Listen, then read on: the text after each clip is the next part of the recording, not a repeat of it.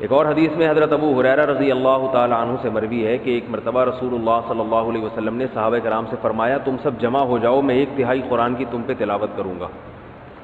صحابہ کرام جمع ہو گئے بہت سارے، نبی صلی اللہ علیہ وسلم تشریف لائے اور قل هو اللہ احد پڑھ کے چلے گئے۔ ایک صحابی نے عرض کیا، آپس میں بات چیت کی کہ بھائی اللہ کے نبی نے تو ہم سے کیا فرمایا تھا؟ 1/3 قرآن، اور میں یہ سمجھتا ہوں کہ یہ اللہ نے آسمان سے کوئی خبر دی تھی کہ نبی 1/3 قرآن پڑھیں گے، نبی نے اپنی طرف سے یہ کام نہیں کیا ہوگا، لیکن ہم پر تو 1/3 قرآن نہیں پڑھا۔ تو آپ صلی اللہ علیہ وسلم تشریف لائے اور فرمایا کہ سورہ اخلاص جو میں نے پڑھی ہے یہ 1/3 قرآن ہے، اتنی بڑی فضیلت ہے اس کی۔ اب علماء نے اس کے مطلب بیان کیے کہ 1/3 قرآن ہونے کا مطلب کیا ہے۔ دیکھنے میں تو 1/3 قرآن نہیں ہے نا، لیکن 1/3 قرآن کا مطلب کیا ہے؟ تو اس کے 2 مطلب بیان کیے گئے ہیں۔ اس لیے علماء کہتے ہیں جس نے 3 مرتبہ قل هو اللہ احد پڑھ لی اسے 1 قرآن کی تلاوت کا ثواب ملتا ہے۔ سمجھ رہے ہیں؟ جس شخص نے 3 مرتبہ قل هو اللہ احد پڑھی اسے 1 قرآن کی تلاوت کا ثواب۔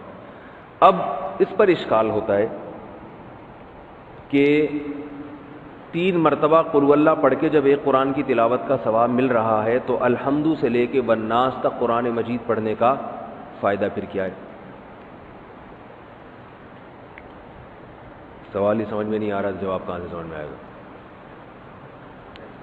جس قوم کی سمجھ میں سوال ہی نہیں آئے اس قوم کی سمجھ میں آ گیا سوال؟ آپ کی نہیں آیا؟ بھائی جب 3 دفعہ قل هو اللہ پڑھنے سے 1 قرآن کا، کیونکہ 1/3 ہے نا، 1/3 ہے، تو 3 دفعہ پڑھ لیں گے تو 1 قرآن ہو جائے گی، تو پھر الحمد سے لے کے والناس تک پڑھنے کی کیا ضرورت؟ شکر ہے سمجھ میں آ گیا۔ اچھا آواز کی وجہ سے نہیں آیا تھا۔ تو اس کی بہت ساری وجوہات یعنی جواب دیے گئے، لیکن اس کا سب سے بہترین جواب وہ ہے جو علامہ ابن تیمیہ رحمہ اللہ تعالی نے دیا ہے۔ وہ جواب یہ ہے کہ ہر چیز کا اللہ نے اپنے علم میں ایک ثواب رکھا ہے، وہ قیامت کے دن ملے گا، اس کی کوئی مخصوص وزن ہوگا، کوانٹٹی ہوگی، اس کی مقدار ہوگی، یہ تو اس شے کا ثواب ہے۔ تو اللہ نے اپنے علم میں پورے قرآن کی تلاوت کا بھی ایک ثواب رکھا ہوا ہے، وہ 3 دفعہ قل هو اللہ پڑھنے سے بھی حاصل ہو جاتا ہے، جو اللہ نے پورے قرآن کی تلاوت کا ایک مخصوص ثواب رکھا ہے۔ لیکن جب آپ پورے قرآن کی تلاوت شروع کرتے ہیں الحمد سے، تو ہمیں پورے قرآن کی تلاوت کے ساتھ ساتھ کچھ اضافی ثواب بھی مل رہے ہوتے ہیں۔ مثال کے طور پر جب ہم قرآن کی تلاوت کریں گے اس میں سورہ فاتحہ بھی آئے گی، اس کے کچھ اضافی فضائل ہیں اس سورت کی تلاوت۔ سورہ بقرہ بھی آئے گی، سورہ بقرہ کے کچھ الگ سے اضافی فضائل ہیں جو اس کی تلاوت کے بارے میں وارد ہوئے۔ سورہ آل عمران بھی آئے گی، اس کے الگ فضائل ہیں۔ پھر قرآن مجید کی جو جنت اور جہنم کی آیتیں آئیں گی آپ کے سامنے، اس سے جو انسان کا دل بنتا ہے، جو واقعات آتے ہیں اس سے جو انسان کو عبرت حاصل ہوتی ہے، یا قرآن کی تلاوت سے اللہ کی جو محبت پیدا ہوتی ہے، یہ ساری اضافی چیزیں ہیں جو پورے قرآن کی تلاوت پہ آپ کو ملیں گی۔ تو سورہ اخلاص 3 دفعہ پڑھنے سے وہ جو اللہ کے علم میں 1 دفعہ قرآن کی تلاوت کا جو اصل ثواب ہے وہ مل جائے گا، لیکن جو اضافی ہیں، فاتحہ کے اضافی فضائل، سورہ بقرہ کے اضافی فضائل، پھر قرآن پڑھنے سے جو اللہ کی محبت اور قرب اضافی، یہ پورا قرآن پڑھے بغیر نہیں حاصل ہو۔ سمجھ گئے بات کو؟ یہ سب سے بہترین جواب ہے۔ اور بعض علماء نے یہ بیان کیا کہ یہ بھی ایک معقول جواب، اچھا جواب سمجھا گیا ہے کہ قرآن مجید میں بنیادی طور پر 3 مضامین بیان کیے گئے ہیں۔ ایک تو عقیدہ توحید کو بیان کیا گیا ہے، شرک کی نفی۔ دوسرا قرآن نے بیان کیا ہے احکام، یہ کرو، یہ نہ کرو، یہ حلال ہے، یہ حرام ہے، نماز پڑھو، روزے رکھو، زکوٰۃ دو، زنا مت کرو، وغیرہ وغیرہ۔ یہ ایک قسم کا مضمون ہے۔ اور تیسرا مضمون ہے روز جزا، آخرت قائم ہوگی تمہیں۔ یہ پورے قرآن کا گویا کہ بیسک بنیادی 3 مضامین ہیں۔ تو سورہ فاتحہ میں توحید خالص کو بیان کیا گیا، تو قرآن کے 1/3 ٹاپک کو، 1/3 مضمون کو سورہ اخلاص کور کر دیتی ہے۔ اس لیے اس کو یعنی مضمون کے لحاظ سے قرآن کے مضامین کے لحاظ سے 1/3 قرآن کہا گیا ہے. سمجھ رہے ہیں بات کو کہ نہیں سمجھ رہے؟ ایک چیز ایک لحاظ سے کچھ ہوتی ہے، دوسرے لحاظ سے نہیں ہوتی. جیسے میں نے بتایا تھا آپ کو کہ حدیث میں آتا ہے کہ سورہ فاتحہ جیسی کوئی سورت نازل نہیں ہوئی، لیکن حدیث میں آتا ہے سورہ فلق اور سورہ ناس جیسی کوئی سورت نازل نہیں ہوئی. تو حدیث ہی میں اس کا دوسری حدیث میں جواب موجود ہے. سورہ فلق سورہ ناس افضل ما یتعوذ به المتعوذون، پناہ مانگنے والوں کے لیے، پناہ مانگنے مختلف قسم کے شر سے پناہ مانگنے والوں کے لیے ایسی صورت نازل نہیں ہوئی. تو رقیہ کے لحاظ سے سب سے افضل سورہ فلق اور سورہ ناس ہے. تو ایک چیز ایک لحاظ سے افضل ہوتی ہے، دوسرے لحاظ سے افضل نہیں ہوتی وہ. تو اس لحاظ سے ایک سورہ اخلاص کو کیا کہا گیا؟ سب سے بہترین سورت. تو حدیث میں آتا ہے رسول اللہ صلی اللہ علیہ وسلم کے دور میں صحابہ کرام ایک دفعہ سفر پہ گئے تو ایک شخص امامت کیا کرتے تھے ان میں، وہ ہر رکعت میں قل اللہ احد ہی پڑھتے تھے. ہر رکعت میں کیا پڑھ رہے ہیں؟ صحابہ کو سوال پیدا ہوئی ہے بھئی یہ کوئی اور صورت پڑھتے ہی نہیں. صحابہ نے نبی صلی اللہ علیہ وسلم سے تذکرہ کیا، آپ نے ان صحابی کو بلایا، تم کیوں پڑھ رہے ہو؟ انہوں نے فرمایا کہ مجھے اس صورت سے محبت ہے، مجھے اس صورت سے محبت ہے. حدیث آپ صلی اللہ علیہ وسلم نے فرمایا جس کا مفہوم ہے جنت کی بشارت دی آپ صلی اللہ علیہ وسلم نے کہ تمہیں اس صورت سے محبت ہے. تو اس پر آپ صلی اللہ علیہ وسلم نے ان کو جنت کی بشارت دی، کیونکہ اس صورت سے محبت ہونا کس کی علامت ہے؟ کہ اللہ کی توحید سے محبت ہے، اور یہ اللہ سے سچی محبت کی علامت ہے. تو اس لیے اگر کوئی ہر رکعت میں سورہ اخلاص پڑھتا ہے تو بھی ٹھیک ہے. البتہ نبی صلی اللہ علیہ وسلم کی جو عام سنت ہے وہ یہ کہ رکعتوں میں آپ الگ الگ صورتیں پڑھا کرتے تھے. اس لیے علماء کہتے ہیں کبھی جوش میں انسان نوافل میں ساری رکعتوں میں قل اللہ پڑھ لے، جوش محبت میں ٹھیک ہے، لیکن عام معمول اسی کا بنانا چاہیے جو نبی صلی اللہ علیہ وسلم کا اپنا معمول تھا. وہ کیا تھا کہ مختلف صورتوں میں مختلف رکعتوں میں مختلف صورتیں آپ صلی اللہ علیہ وسلم پڑھا کرتے تھے. حدیث میں رسول اللہ صلی اللہ علیہ وسلم رات کو سونے سے پہلے سورہ فلق اور سورہ ناس کے ساتھ قل هو اللہ احد کی تلاوت بھی کیا کرتے تھے. یہ بھی حدیث میں اس کی فضیلت آئی ہے. ایک حدیث میں آتا ہے رسول اللہ صلی اللہ علیہ وسلم نے فرمایا، حضرت ابو ہریرہ رضی اللہ تعالیٰ عنہ سے مروی ہے کہ نبی صلی اللہ علیہ وسلم نے فرمایا کہ اللہ تعالیٰ ارشاد فرماتے ہیں.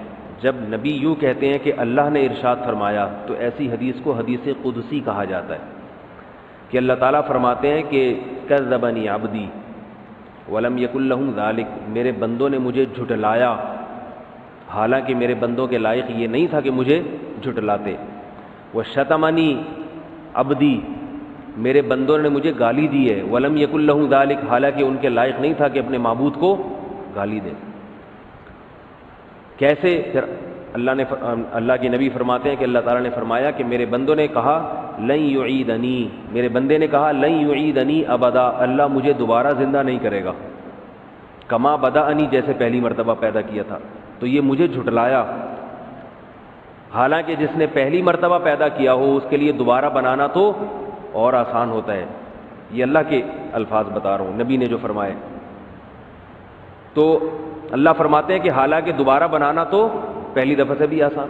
تو یہ میرے بندے مجھے جھٹلاتے ہیں، کہتے ہیں پہلی دفعہ تو بنایا مگر دوسری دفعہ نہیں بنا سکتا. اور شتمنی عبدی، اور میرے بندے نے مجھے گالی دی، ولم یکن لہ ذالک، حالانکہ اسے نہیں چاہیے تھا کہ مجھے، اس کے لیے لائق نہیں ہے کہ مجھے گالی دے. کیسے بھئی؟ اللہ کو تو کوئی بھی گالی نہیں دیتا. تو نبی نے فرمایا کہ اللہ تعالیٰ فرماتے ہیں کہ بندہ کہتا ہے اتخذ اللہ ولدا، اللہ نے اپنے لیے کسی کو بیٹا بنا لیا ہے. جیسے عیسائی کہتے ہیں اللہ نے حضرت عیسیٰ کو بیٹا بنا لیا، تو اللہ کیا کہتے ہیں؟ یہ مجھے میرے بندے نے گالی دی ہے. اس صورت کا شان نزول بھی یہی ہے کہ بنیادی طور پر جو اس صورت میں جو سمجھایا گیا ہے یہود و نصارہ کے عقیدے کی نفی ہے. عیسائی کہتے ہیں کہ حضرت عیسیٰ ابن مریم اللہ کے بیٹے ہیں. وہ بڑی لمبی چوڑی بات گھماتے ہیں، کیونکہ حضرت مریم کے اولاد شوہر نہیں تھے، اور تمام پیغمبر جتنے بھی آئے ہیں ان سے پہلے گناہ ہوئے ہیں، تو اللہ نے کہا ایسا پیغمبر بھیجوں گا جس سے گناہ نہ ہو سکتا ہو. تو اللہ ہی نے اپنے کلمے کی شکل میں، اللہ ہی اپنے دوسرے جلوے میں آ گیا. عجیب عجیب باتیں کرتے ہیں. کبھی کہتے ہیں حضرت عیسیٰ اللہ کے بیٹے ہیں، کبھی کہتے ہیں اللہ نے ان کو بیٹا بنا لیا ہے. جنا تو نہیں ہے لیکن خود بیٹا بنا لیا اللہ نے ان کو. کبھی کہتے ہیں کہ اللہ حضرت عیسیٰ کے جلوے میں آیا ہے، حضرت عیسیٰ کی ذات میں اللہ نے، کبھی کہتے ہیں حلول کیا ہوا ہے. تو مختلف عقیدے ان کے کسی ایک بات پہ ٹکتے نہیں ہیں. تو اللہ نے ان تمام باتوں کی نفی کر دی کہ نہ عیسیٰ ابن مریم اللہ کے بیٹے ہیں، کیونکہ اللہ نے کسی کو جنا نہیں، اور نہ اللہ نے کسی کو اپنا بیٹا بنایا ہے، اور نہ عیسیٰ ابن مریم اللہ جیسے ہیں۔ وہ کہتے ہیں نا 3 خدا میں سے ایک عیسیٰ ہیں، تو کوئی اللہ جیسا نہیں ہے، خدا نہیں ہے، سب مخلوق ہیں اللہ تعالیٰ کی۔ تو عیسائیوں کے نظریے کی نفی ہے۔ اس صورت کا شان نزول یہ ہے کہ ایک مرتبہ یہود و نصارہ کا ایک وفد رسول اللہ صلی اللہ علیہ وسلم کے پاس، یہود کا ایک وفد آیا اور رسول اللہ صلی اللہ علیہ وسلم سے کہنے لگا صف لنا ربک، کہ آپ ہم سے ہمارے رب کی اوصاف بیان کریں۔ یہودیوں کا شاید یہ خیال تھا کہ تورات میں تو لکھا ہے کہ اللہ جیسا کوئی بھی نہیں ہے، اگر یہ جھوٹے نبی ہوں گے تو غلط صفات بیان کرنا شروع کر دیں گے، بھئی وہ ایسا ہے، وہ اس طرح ہے۔ تو یہودی کہنے لگے کہ آپ بتائیے کہ اللہ تعالیٰ کی جنس کیا ہے، مرد ہے یا عورت ہے،